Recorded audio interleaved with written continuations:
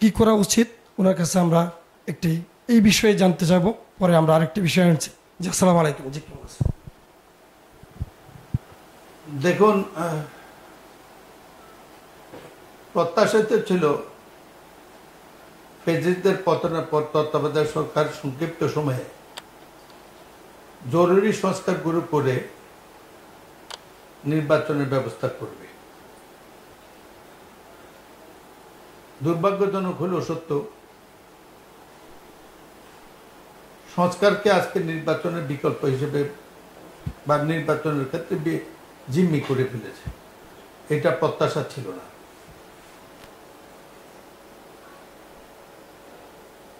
সংস্কার চলমান এবং আমি বিশ্বাস করি নির্বাচনকে সামনে রেখে রাজনৈতিক দলগুলো একসাথে বসলে, বিশেষ করে ডক্টর ইউনূসের মতো জনপ্রিয় লোক যিনি সর্বগ্রহণযোগ্য, তিনি উদ্যোগ নিলে সংক্ষিপ্ত সময়ে এই ব্যাপারটা একটা সমাধানে পৌঁছে যেত। আমি আগে বহুবার বহু ক্ষেত্রে বলেছি, আইকন চেষ্টা করেছিল উন্নয়নের স্লোগান দিয়ে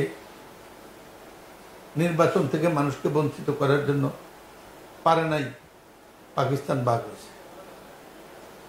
হাসিনা চেষ্টা করেছিল উন্নয়নের নামে লুটতরাজ দিয়ে প্রশাসন থেকে সবকিছু সর্বত্র তাবেদারদের ক্রয় করে জনগণকে ভোটাধিকার বঞ্চিত করে দেশ চালাতে।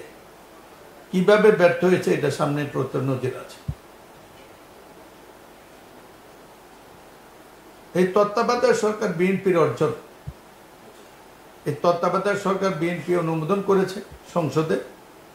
তার পরবর্তী পর্যায়ে এটা শেখ হাসিনা একতরফা বাতিল করার পর আমাদের দল, বিশেষ করে আমাদের নেত্রী দেশনেত্রী বেগম খালেদা জিয়া তত্ত্বাবধায়ক সরকার প্রশ্নে আপোষ ছিলেন এবং কোন নির্বাচনে অংশগ্রহণ করেন নাই। সেই সংজ্ঞায় যদি তত্ত্বাবধায়ক সরকারকে এটার মেয়াদ দেওয়া উচিত 3 মাস,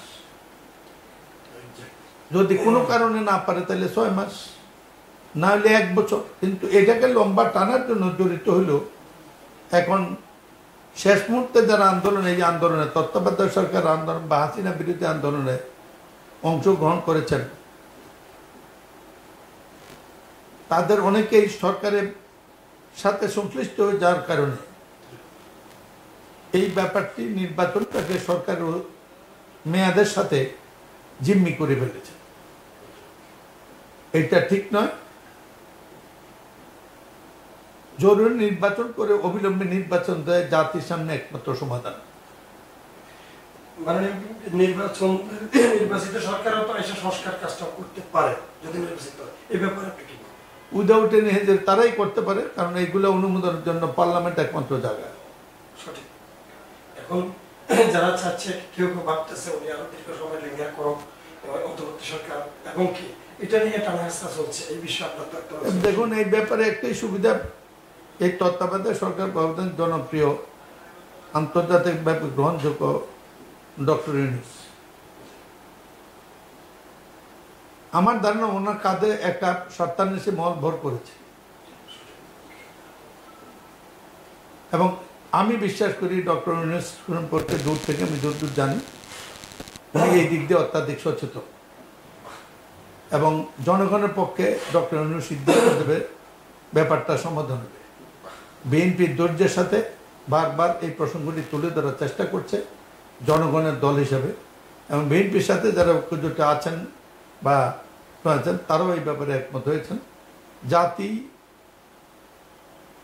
অবিলম্বে এই বড় সংস্কারগুলো করার জন্য, দেশকে সঠিক ট্র্যাকে নেওয়ার জন্য, 15 বছরের শোষণ বঞ্চনা লুণ্ঠনের প্রতিকার করার জন্য নির্বাচিত সরকারের কোনো বিকল্প নেই। এই কথা আমি বিশ্বাস করি। যে যাই বলুক ডক্টর ইউনূস অন্তত বুঝেন, এবং আমি আশা করি এই ব্যাপারে